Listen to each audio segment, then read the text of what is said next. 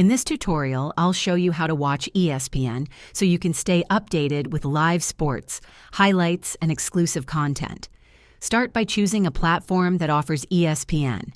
You can access ESPN through cable packages, live TV streaming services like Hulu, plus Live TV, YouTube TV, or Sling TV, or subscribe to ESPN Plus for exclusive content. Download the ESPN app on your smartphone, tablet, smart TV, or streaming device, or visit the ESPN website. If you have a cable subscription, log in with your TV provider credentials to unlock full access.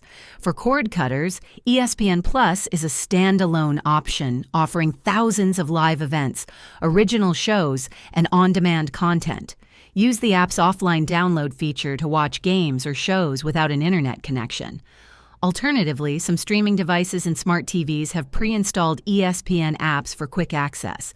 If this video helped you, please like and subscribe to this channel for more tips. Thanks for watching and enjoy ESPN anytime, anywhere.